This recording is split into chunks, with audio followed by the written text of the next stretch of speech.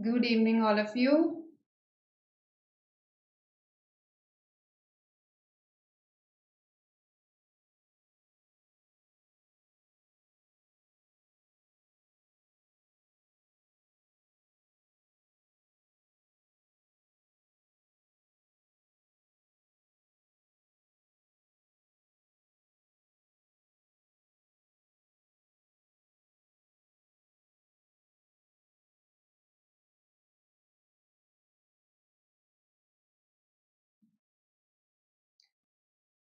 Okay, yes. So, good evening, all of you. Good evening, sweetie. Right. So, we meet again, and today we'll talk about CMAT verbal reasoning. Okay. So, I hope I am visible and audible to everybody. Hello, Nishtha. Right. So, that assures me that I can begin. Now, why this session? Why verbal reasoning particularly? So, what I saw was that while we were preparing for, let's say, vocabulary, grammar, even RC passages, verbal reasoning is usually given a stepmotherly treatment. Why? Because it's a small part of logical reasoning. However, this small part itself can fetch you huge marks, right? And we want more marks, and that is why we are preparing for some of the topics that come under verbal reasoning. You might have prepared for some of these as part of your preparation of non-cat exams like NMAT, SNAP, etc. Right, so some of the question types will be familiar, some would be the ones that will be new for you. So I'll show you these questions and you yourself will realize it.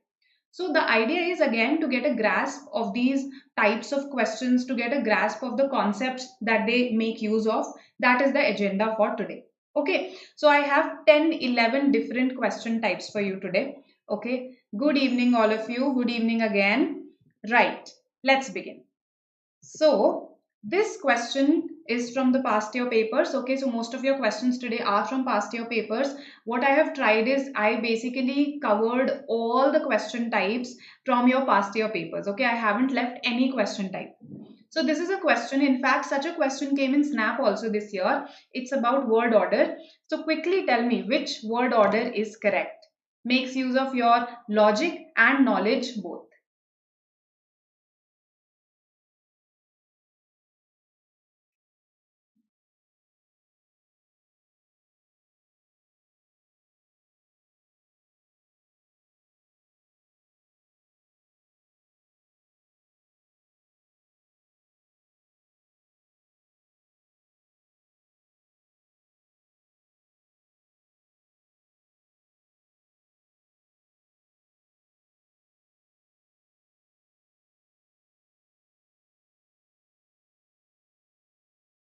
Okay, I've got my first response. Kripa has answered the most quickly. Okay, all right, another response. Others? Okay. So Kripa, Mihir, Anush, all of them, Darshika, Riya, Samriddhi, Sweetie. Okay, so I'm getting a B. All right, all right. Absolutely. See, first of all, we have a silkworm. That's where the story starts, right? From the silkworm, we get silk. Then what happens? This silk is then woven into a yarn. This yarn is used to make cloth, and from that cloth you make a sari. Absolutely correct. B is the answer. So as you saw that this question made use of your logic plus your knowledge, right? But it's common knowledge. So that's why all of you answered this correctly. B is the answer, right? So I hope this is clear. This pattern, silkworm, then silk, then yarn, then cloth, and then finally a sari. Okay. All right. So this was a question type that was asked, and it is something that we saw in SNAP also this year. Otherwise, in other non-CAT exams, I haven't seen it this year at least. Okay. Odd one out, again a question type that you're familiar with. So you have to identify the odd one out or odd man out as it is known by this name as well. Yes, tell me, which is the odd one out here?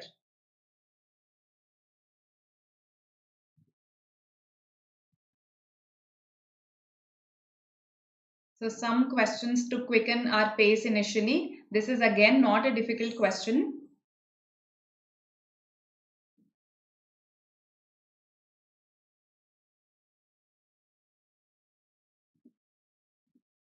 All right. So a lot of you are saying C. Okay. Mihir says cabbage. Why Mihir? Why cabbage? Mayank says brinjal. This question again demands both your knowledge as well as your logic. So I thought to tackle such questions first that also make use of your knowledge along with your logic. Right. So here the concept is that brinjal, papaya and cucumber, they are fruits. Okay, you must be surprised. How is brinjal a fruit? How is cucumber a fruit? See, the biological definition of a fruit is anything that grows from a flower bearing structure, right? So anything that grows from a flower and usually has seeds, that is a fruit. So going by that definition, yes, brinjal grows from a flower, even cucumber grows from a flower, and so does papaya, right? All of them have seeds. It's only cabbage that does not meet these criteria and it does not have seeds. So B is our answer, cabbage. That is the odd one out. For future, you can always remember. See, that's why we say tomato is a fruit. Why is tomato a fruit? Because again, it grows from a flower and it has seeds. So anything that meets these two conditions, grows from a flower, has seeds, that's a fruit. And what are vegetables? These are parts of a plant. So let's say the stem, lotus stem, roots, for instance, beetroot, right? Leaves. So what are cabbage? Cabbage is nothing but the leaves, right? So that's how you differentiate between a vegetable and a fruit. And because these three are fruits, while this is not, this B's are odd one out. Very happy that some of you have said B. Good, Ashish. Then initially Mihir said B, Mihir, but you retracted your answer. Okay, but you were correct. Okay. All right. So let's come to our next question. Again, knowledge plus logic, assertion, reason. In such question types, you are given two statements, right? This is assertion, of course, assertion, something stated. Okay, when we state something, a statement has been made here. Reason, this tries to explain the above statement. So the first thing to do in such questions is look at them individually. Forget about the relationship. First, look at them individually. Individually, are these true or false? First, check that, right? If let's say this statement is false, right? In that case, you know A is your answer. You don't even have to go further. In case this A is false, you know your answer. You don't have to go further. But if both of them turn out to be true, that is when you have to see whether this is explaining the first statement or not, whether this is giving a reason for the first statement or not. That's when you have to check this reason assertion relationship, right? So let me see what you say for this. uh, all right. Okay. Good, Mayank. I think you're saying for the previous question. Good. So D is what I have got. Both are true and R is the correct explanation of A. Is it? Is that the reason why copper is used in electric wires? I thought it is ductile and that's why it's used in electric wires. Ductile means something that can be beaten into wires easily. You're absolutely correct. Both A and R are true. And yes, R is the correct explanation of A. I was just messing with you a bit, right? This is a major reason, of course, why copper is used in making electric wires. The fact that it has very low electric resistivity, as we call it in science, right? So because of that, it is used in electric wires, right? So I think that concept now that those memories must be coming back. Okay, we studied resistivity, there was something called the Ohm's law, right? Those memories must be coming back. Those who have not studied science at higher levels, D is the answer here. Okay. Mihir, so this is something that you should ask your quant faculty members, okay? They'll tell you this. This is a part of your analytical reasoning and they'll answer this better. Okay? All right. Now, strong weak argument. So there's something important that I want to tell you before we begin with this question type. Why students usually get this question type incorrect is they start debating a lot with the reason. Okay, that's what they do with the reason, basically with these arguments. So when you start arguing with the argument, when you start debating with the argument, there is always bound to be some minor counter that you can come up with, right? So it's not that a strong argument has to be an impeccable, a flawless argument. No, that is not required. It is not the kind of argument that has to completely solve the problem, whatever is given as the problem.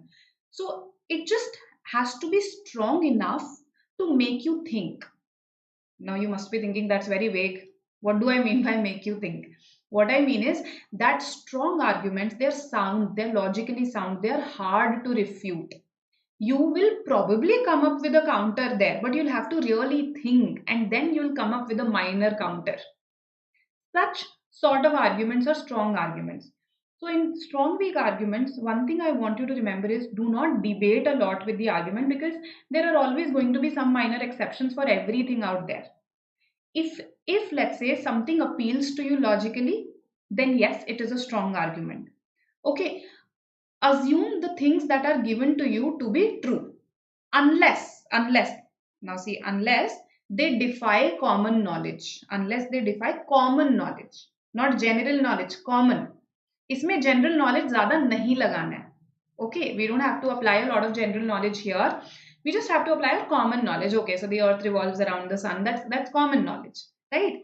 So when I say no, ours is a secular state, so a lot of you might, let's say, start arguing, oh yes, on paper it is a secular state, but no, in reality, look around you. Is it a secular state? So if we start arguing that way based on, let's say, the political conditions or any such thing, then of course we'll come up with minor counters. But what I've told you is, whatever is given to you, what argument is given to you, assume it to be generally true, unless it says something that's very obviously incorrect.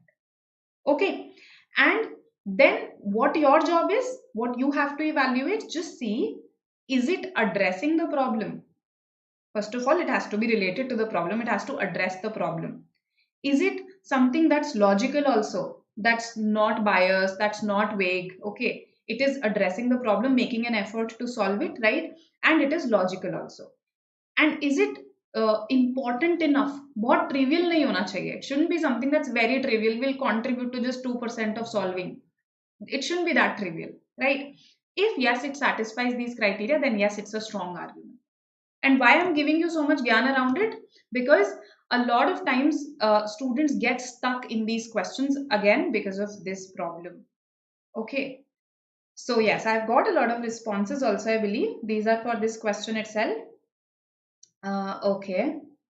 Okay. Now I've got some questions also in the chat box. How, if the reason was started like the one you cracked, molding tendency.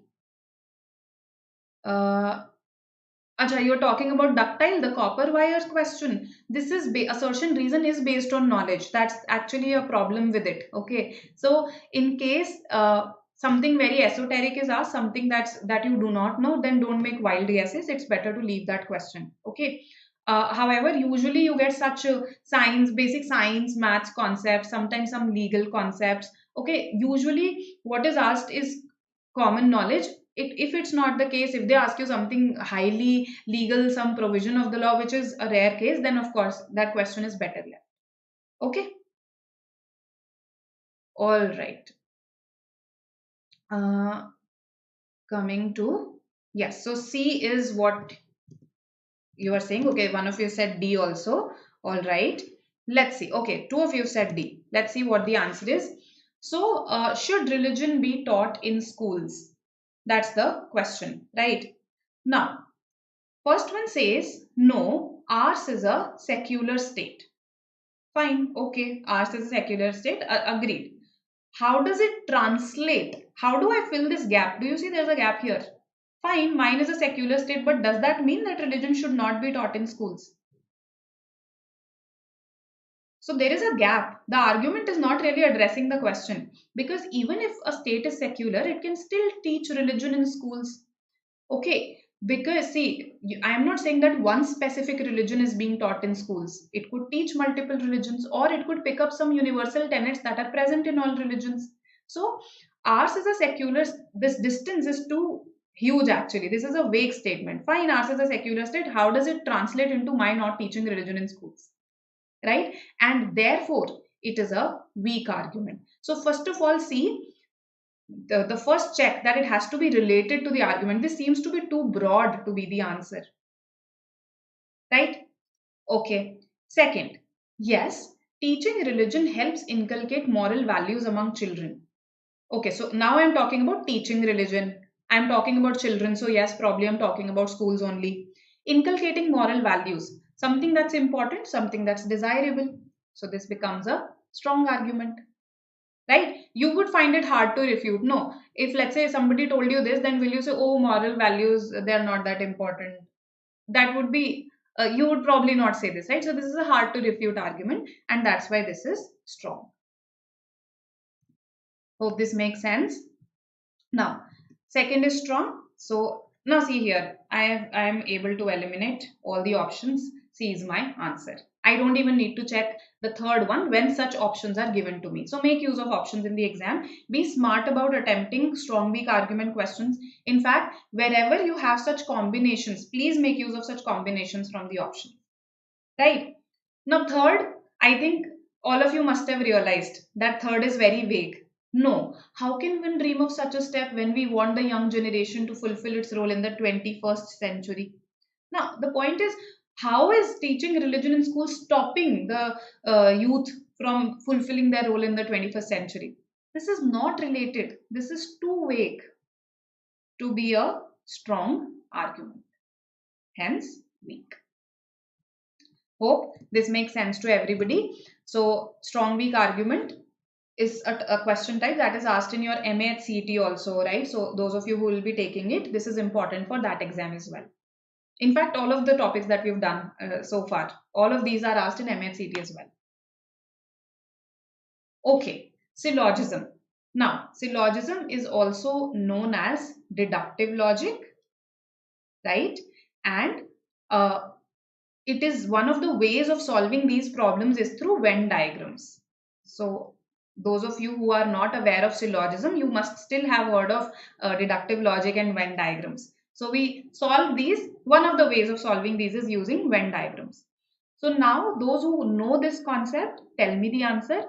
Those who do not know this concept, we do have a session available on this on syllogism. So this is a session that happened some 1 or 2 years ago, right? But it is still available on the BYJU'S Exam Prep YouTube channel. So you can just type syllogism BYJU'S Exam Prep MBA and it will pop up, right? Pranav sir took this session and it was a 2 hour long comprehensive session. So all your doubts, in case you have any doubt in syllogism, that will be answered by watching that session. All right. So for now, tell me what should be the answer. So Sheba, that's why I don't recommend books when it comes to MBA. I don't usually recommend specific books, right? Because a lot of times they have good questions, no doubt, but the answers given are incorrect. So that really weakens a student's confidence. So the logically what I've told you appeals to you, right? So only two was strong there. All right. No, Mohit, I'm not taking it this year. CMAT.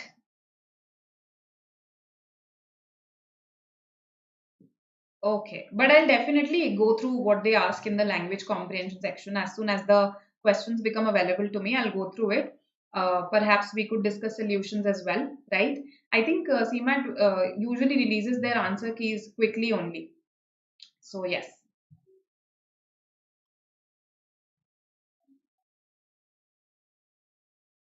All right.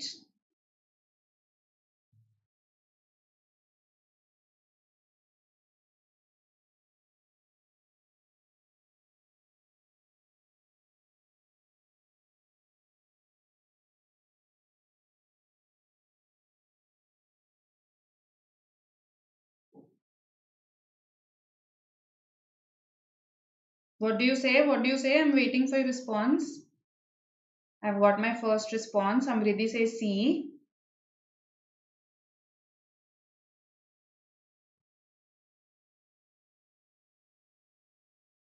Kripa says D.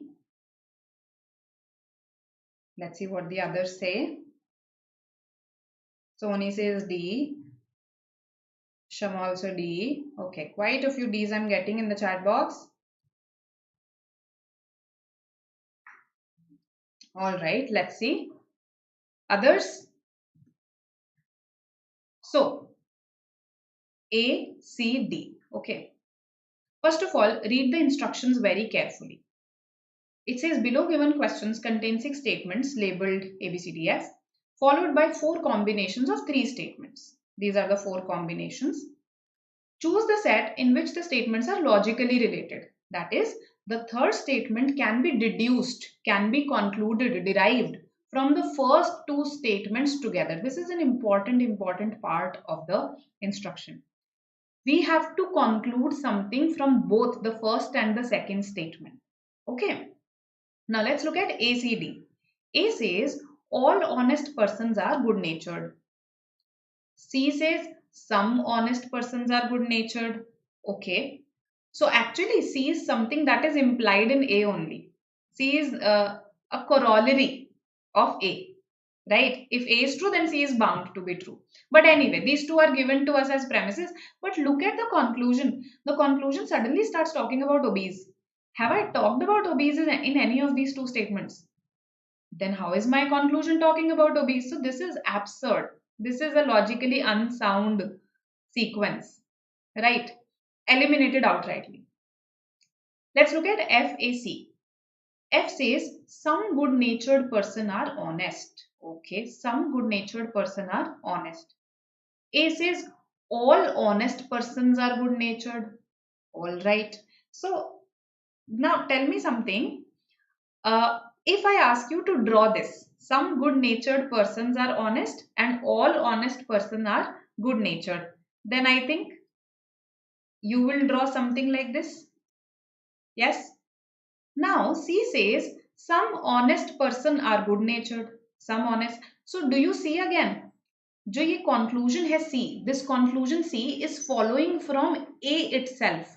अगर A true है that all honest persons are good natured, then some honest persons are bound to be good natured, isn't it? If all the trees in a park are green, then even if you look at just some of the trees, they are bound to be green. No, suddenly they'll not be of some other color, right? So this C follows from A itself. It doesn't need F at all. And that is why this is not the answer. Right? So I hope this is clear to everybody. Now, coming to C and D. Okay. BCF. B says some good-natured persons are not honest. Okay. C, some honest persons are good-natured. All right. So this says some good-natured person are honest. Again, look at C and F. Look at the relationship that they share. If some honest persons are good-natured, then isn't this again bound to be true? That some good-natured are honest. Yes. So again, it follows from a single statement. C से follow रहा है F तो, and therefore this is not the answer. So what am I left with? I'm left with D, and yes, D is the answer. DEA. If I say all honest person are obese, then all obese persons are good natured. Right? So A says all honest persons are good natured. Yes. So this is also called the law of transitivity. If all A is B and all B is C, then all A is bound to be C. Right? So D is our answer here. I hope this is clear to everybody. Now I have some messages in the chat box. Let me see. Just a second. How many mocks should one take before appearing for CMAT? See, there's no one number that I can give you. It depends on what is your current level. Where do you stand currently? So when you take your first mock, how well you score, or what are your weaknesses, what are your strengths, right? And accordingly you work through them, okay, work on them in the subsequent mocks, right? However, in my opinion, see, because CMAT past year papers are also available, and CMAT as an exam, the questions are not very difficult.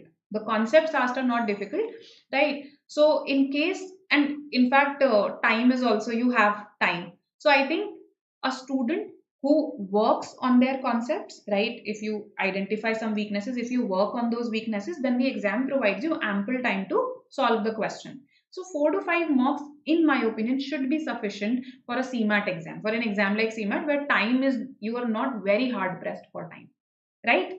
So that is my opinion. Now, obese. Okay, Shiva, I think this has got delivered late. Yes, so DEA is the answer here. I hope this is clear to everybody. All honest person are obese. All obese are good natured. So therefore, all honest is bound to be good natured. Right? DEA. All right. Now, coming to this next type, this is logical consistency. Okay. So what is logical consistency? Basically, it's an extension of syllogism only. While in syllogism, you have statements of the type all, some. We just saw this, no? All, some not, no. These are the types of statements that you have in syllogism. In logical consistency, you have some different types of statements, like if then, conditional, only if then, right? Either or. Okay, so you will find, again, you will find videos that explain logical consistency in detail. And there is, once you understand them, then there is not much to them actually. Okay, it's very logical. So let's look at this question and I'll explain to you how those who know the concept will attempt this correctly, I'm sure. Those who don't, then I'll explain it to you. What is the underlying concept? Okay, right. Tell me the answer for this. No, Kripa, I haven't seen very high level Silog questions in CMAT. Easy questions.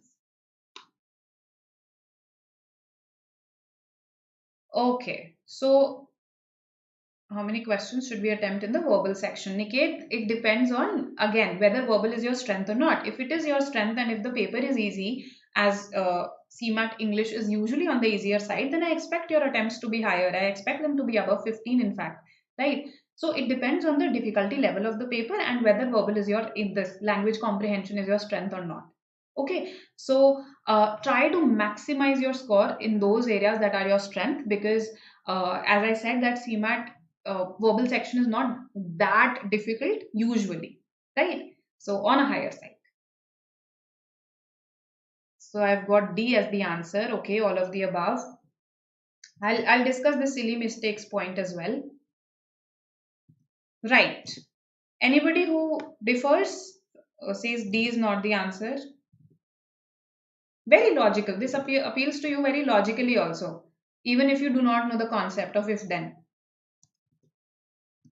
So yes, D, Delhi is the answer. All of the above are correct. Okay. Now this person is saying, see, if I buy a mobile, it is a Samsung or a OnePlus, right?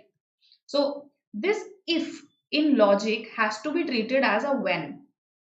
That means, okay, when, in fact, it has to be treated as a whenever. Whenever I buy a mobile, then it is either a Samsung or a OnePlus. That's what this person is saying. Okay, so if, when, whenever, each time, every time, okay, anytime, they all mean the same when it comes to logical consistency. Okay, I understand that in English there is a difference between if and when. Yes, but in logical consistency there isn't. So this person is saying that, okay, whenever I buy a mobile, it's either a Samsung or a OnePlus. So now I have bought a phone and it is bound to be either a Samsung or a OnePlus, right? Very logical. Follows from this statement. If it is neither a Samsung nor a OnePlus, then I did not buy it. Again, very logical. Because whenever I buy, it is bound to be one of these two. So if it's neither of these, then of course I didn't buy it. Somebody else must have bought it. C says, I bought a mobile, but it is not a OnePlus. This is known to us. Then it is bound to be a Samsung because either I buy this or this. So if not this, then definitely this. Right? So all of the above actually follow. All of the above are correct. Kripa, just go for a YouTube search. Okay. And I think they are available on the IPM platform of BYJU'S, if I'm not wrong. I saw some on the IPM platform. All right. So Now, there is this query that while taking mocks, I tend to make silly mistakes. So, see, this is something that I actually saw in one of the sessions by Gautam sir. He said that one of his professors used to say that there is no mistake that is silly.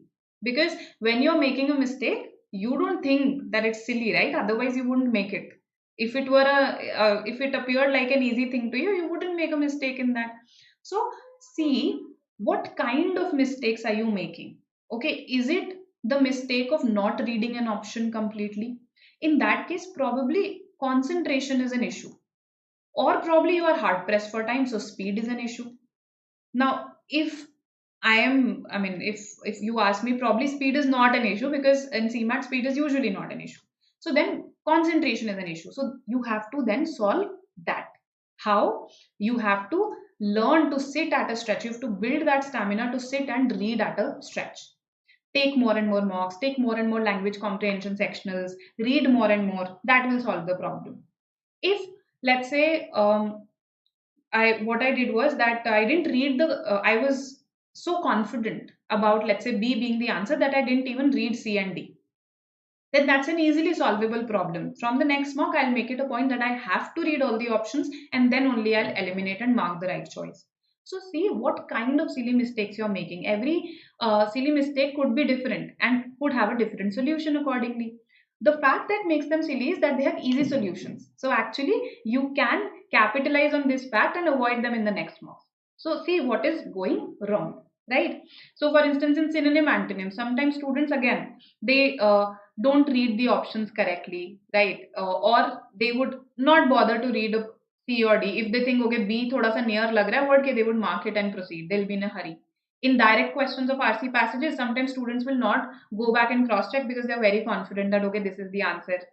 Sometimes in RC passages, they will just see a statement that they read back in passage and they'll think, oh, this was there in the passage, so this must be the answer. So see what kind of mistake you're making, and every kind has a easy solution. That's something that's good about the silly mistakes, right? All right. Uh, how many questions should we attempt? Acha, this I think I addressed. There's no one answer to this. All right. Okay, innovation syllabus. So, Dixon, we have conducted a lot of sessions on entrepreneurship and innovation. And in fact, in the last lab to CMAT also, that's going on currently, we have been conducting sessions on it. So, there we talk about the syllabus, the sources, we solve a number of questions also with you. So, do attend those sessions, do watch those sessions. If you ask me very broadly, it's basically business based GK, right? General knowledge that is business based. That is your syllabus. So the syllabus is indeed very broad, right? So do attend those sessions, do watch them, and probably they'll make it easier for you. Okay. All right, then let's move to the next question. And yes, if you've been liking the session so far, then please go and press the like button. Do share this session with your friends who are preparing for CMAT. It will help them. Okay. Statement conclusion. Now, in statement conclusion, what we have to take care of, see, this is an easy question type. All that we have to take care of is that whatever I'm marking as the correct conclusion, that should be true as per the statement. It should be true. It should not be in that gray area of maybe. If I take off this one single thing, no, then my statement conclusion questions are sorted. So look at this statement here and tell me what the answer should be.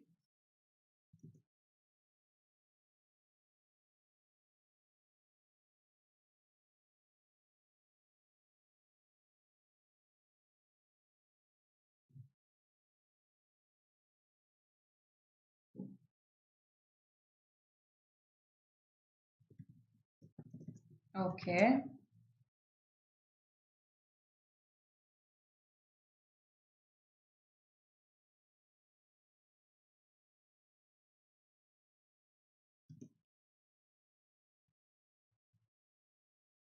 All right.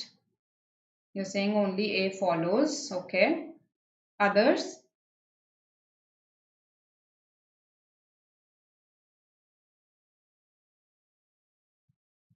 Let's see if we have somebody who differs.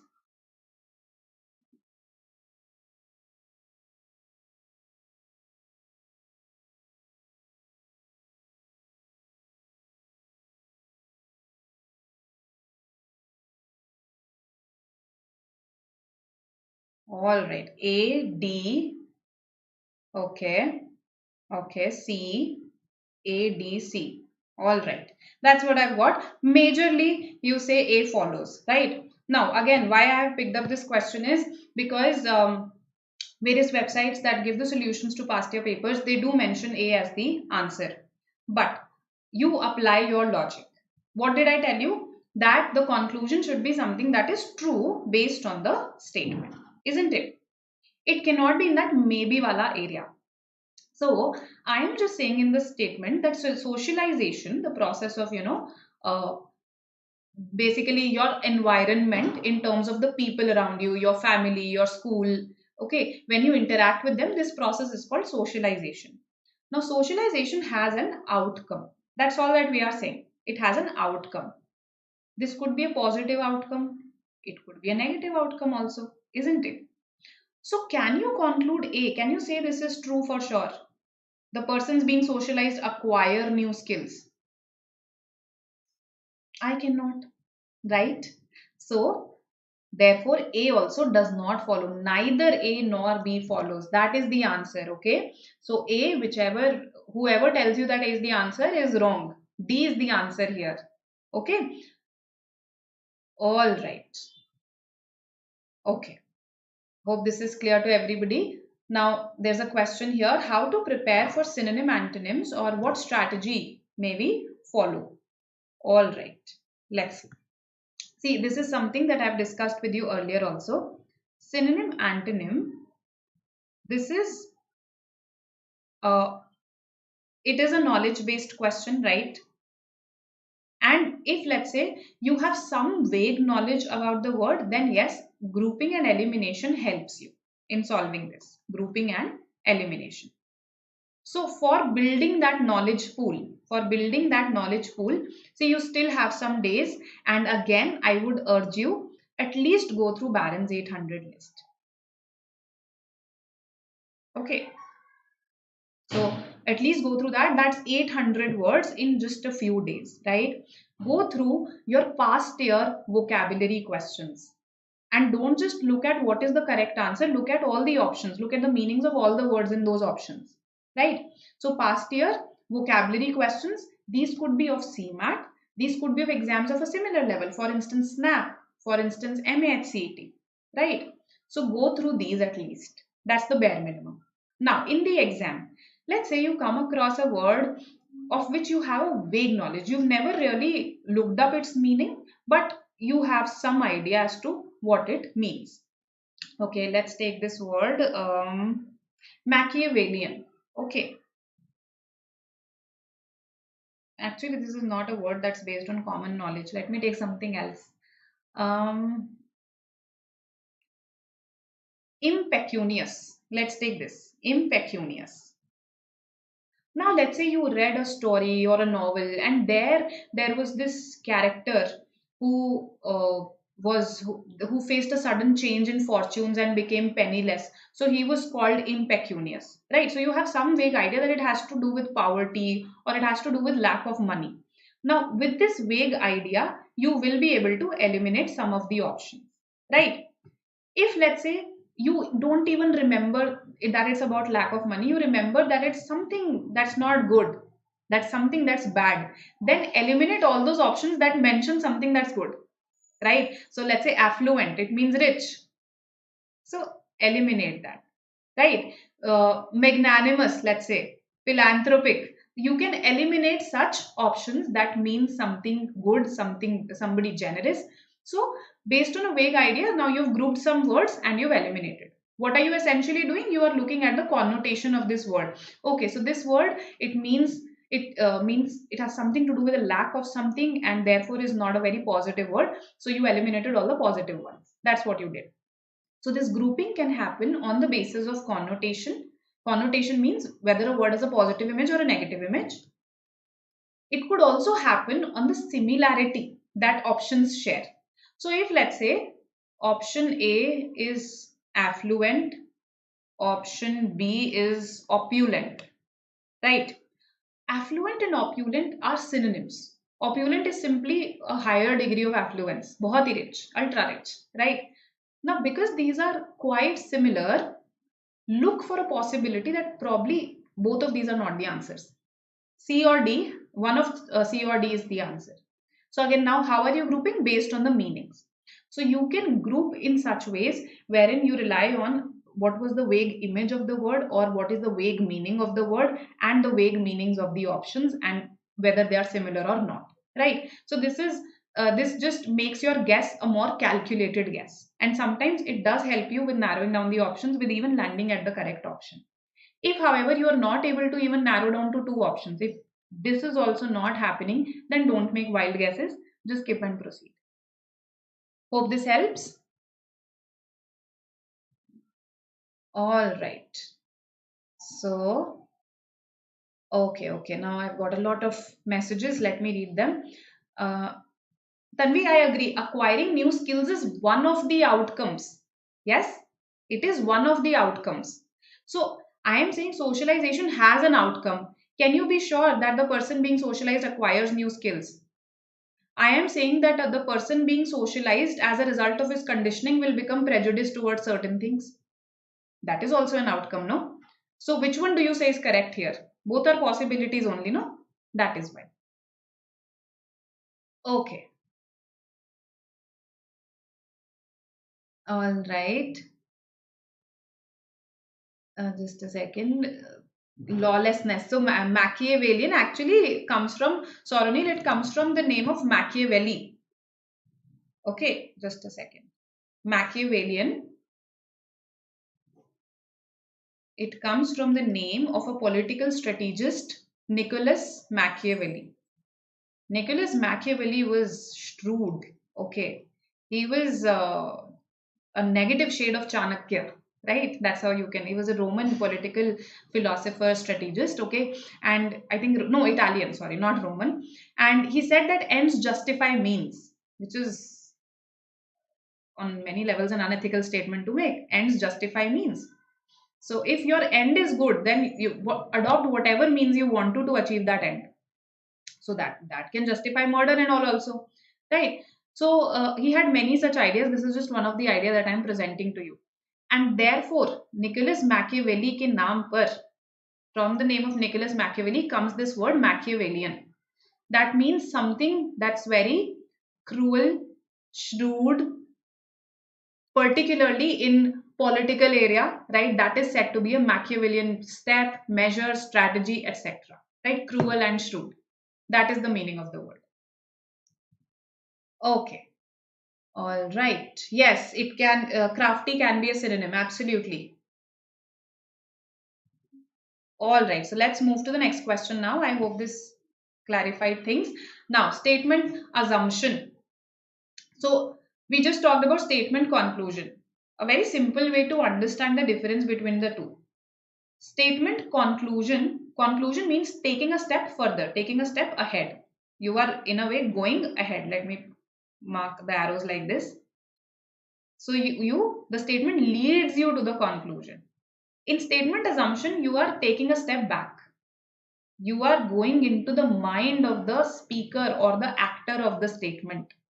You are seeing what must have been this person's essential beliefs in order to be able to make this statement. इसने क्या सोचा होगा, क्या necessarily true होना चाहिए to make this statement. That is statement assumption. Okay, so the question below consists of a main statement followed by two statements. Now, these are the two statements. Select the one that logically follows the main statement. So from here, it might look like a conclusion question. But when you look at the statements and when you look at the options, which say implicit, we use the word implicit for assumptions. Okay, assumption is something that is hidden in the statement itself, and that is why it is implicit in the statement. Right? So look at these two statements here. Tell me which is implicit. Are both implicit or neither implicit? Okay, yes, Kafka is comes from the name of Kafka, Franz Kafka, right? What does it mean? Yes. Can anybody tell me? Kafkaesque. Very interesting word actually. And these such words, they are called eponyms. They are called eponyms. meaning they are named after a person. Mesmerism also, absolutely correct. Comes from the name of F.A. Mesmer. So he was a person who used to hypnotize, right? So yes, meaning of Kafkaesque. Who will tell me? C, B, okay, both. A, all right. Franz Kafka used to write these dark novels, right, in which you would find an ordinary person somehow grasped in the clutches of this powerful authority, usually the government, and this person is now helpless, is not able to do anything, right? Those are the kinds of novels that he used to write. So Kafkaesque becomes the characteristic, where this you are being you're facing an oppressive and nightmarish authority that you can't really disobey. That is Kafkaesque. All right, it's used as an adjective also and as a noun also. A, C, okay, B, D is left. Otherwise, I've got all the options, but majorly I've got C. Both are implicit. Absolutely correct. Those who have said C, both actually are implicit. A very easy way, a very easy way to check this, I mean, whether this assumption is implicit or not is just think the opposite of it. The passerby may not read the notice. If let's say I am the person who's putting up this notice and I myself think, now these are my beliefs, no, the person putting up the notice. I myself think is that the passerby may not read the notice and may trespass. ये हटाना पड़ेगा ना, that the passerby may not read the notice and may trespass. Then will I really put the notice? I'll resort to some other measure. Maybe I'll appoint a security guard there. So that means that this is essential for me to believe. This is something that is essential, necessary for me to believe in order to make this statement, in order to put up this notice. So yes, this is implicit. Similarly, if I myself think that the people are not scared of prosecution, then again, will I bother? No, I will not bother to put up a notice. If people are not even scared, this will not serve any purpose, right? So that again proves that this belief that yes, people are scared of prosecution, this is again a necessary, essential belief for me to actually make the effort of going and putting up the notice. So yes, these are implicit within the main statement, because if the person did not think these two things, then the person would not put up the notice. So this is a very easy way to check assumptions. You think the opposite of them, and if on thinking the opposite of them, the statement stops making sense, the statement collapses, that means yes, these are very, very essential for the statement to hold true. Right? Hope this makes sense to everybody and we can proceed. If any question so far is not clear, please ask me. Any concept that is not clear, you can always ask me. Right? Now we come to fact, inference, judgment. We have done some of these questions in our earlier sessions also. The good thing, so they haven't been asked after 2018. I saw these in 2017, 2018, but not after that. The good thing about this question type is they define what they mean by facts, inferences, judgments, right? So look at these four statements, classify them, make use of options. Okay, read these instructions. Let me see what you say, then I'll explain to you what the underlying concept is. Yes.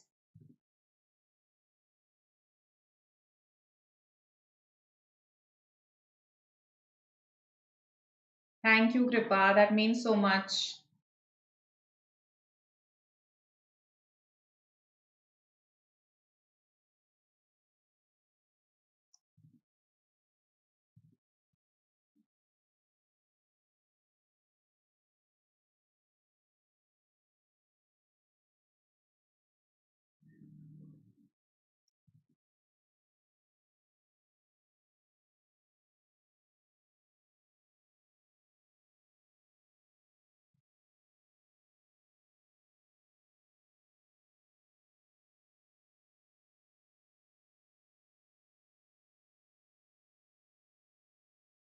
Okay.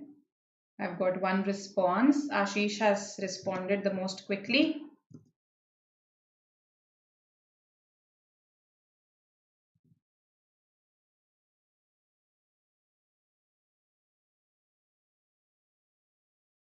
All right.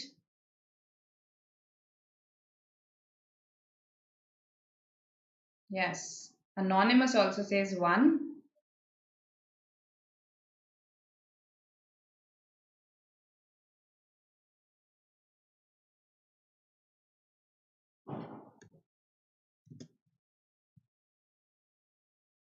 Okay. So most of you are saying 1.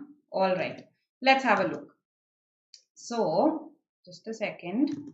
The first statement is the minister said that the midday meal is a wonderful initiative. So I included this question on purpose. Now, what is it that you have to verify? If you go to verify this statement, can you verify this? Tell me. Can you verify the statement of the minister or not? Basically, you just have to verify whether the minister said it or not. That's it. Either he said it or he didn't say it. So this is pretty much verifiable, and that is why this is a fact. This is not a judgment.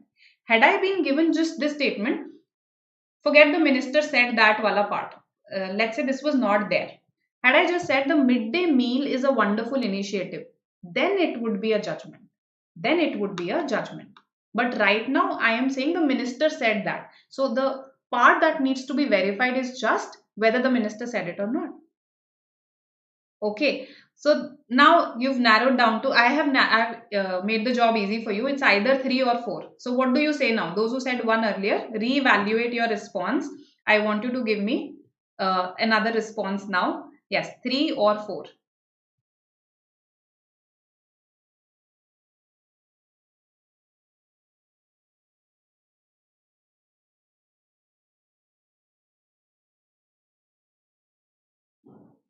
Hmm.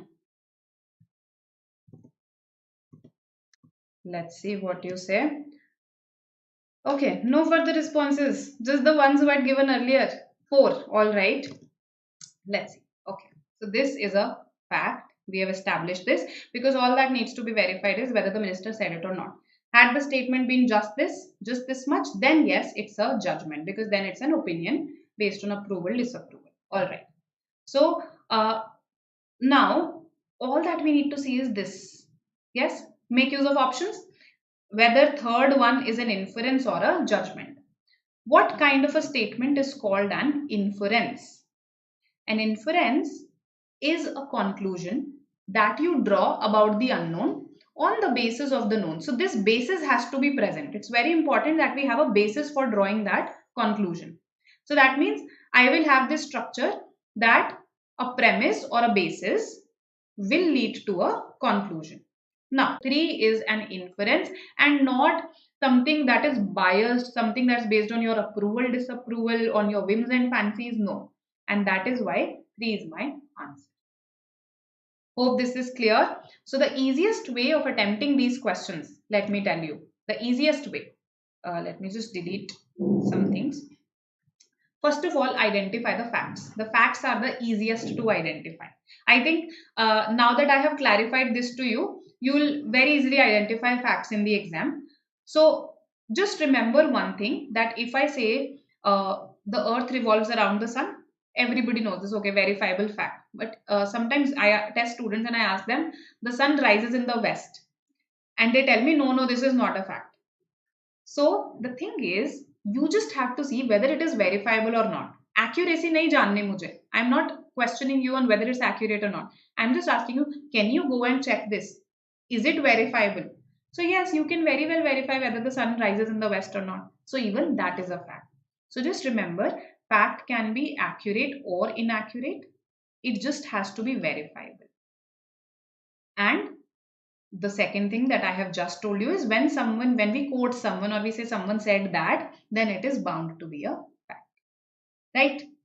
Okay, so once you identify the facts, then here we narrowed down to 2 options, and luckily our fourth one was also similar, so we just had to rely on one. How do you see judgments? See, this is a judgment.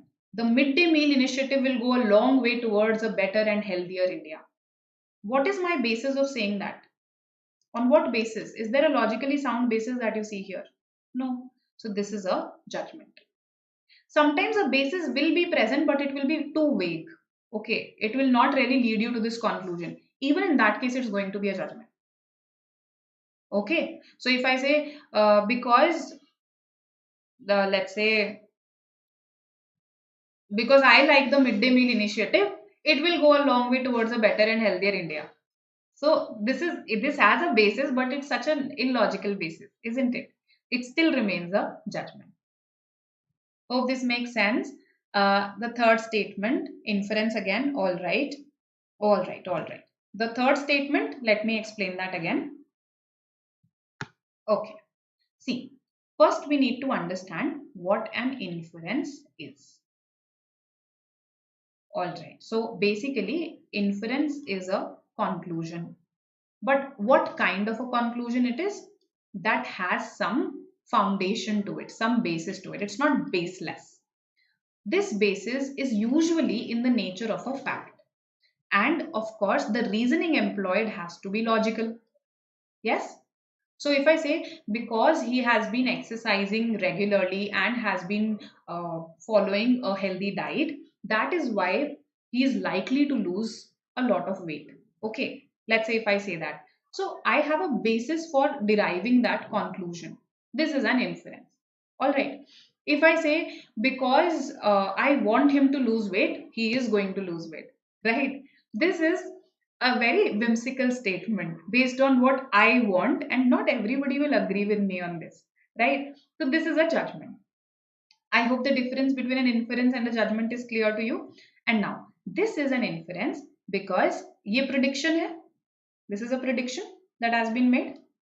What is this prediction, this conclusion based on?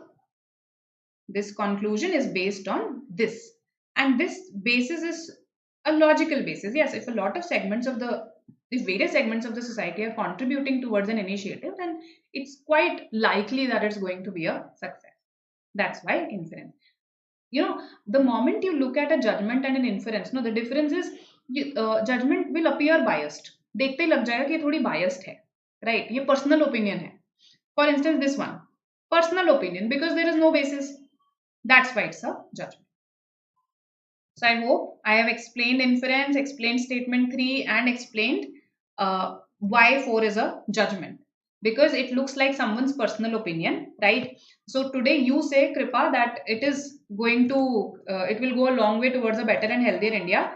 But I can easily disagree with you because there is no basis here for your saying it. Yes. So when you see that it's very personal in nature and there can be a lot of people who can disagree with you, when it's based on your just a personal opinion, no basis, no factual basis, then it's a judgment. Hope this is clear. All right. So the last question for the day, analogy. So you have to choose a pair or group of words which have the same relationship as the one given in this question. Tests your vocabulary plus your logic.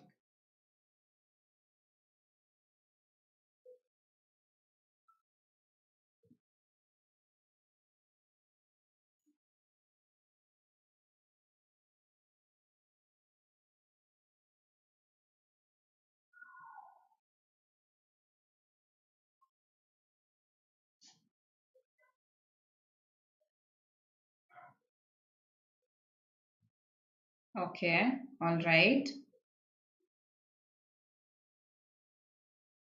Welcome, Yash. I'm glad it helped. Okay, 4 students have already answered. What about others? Last question. I want enthusiastic participation.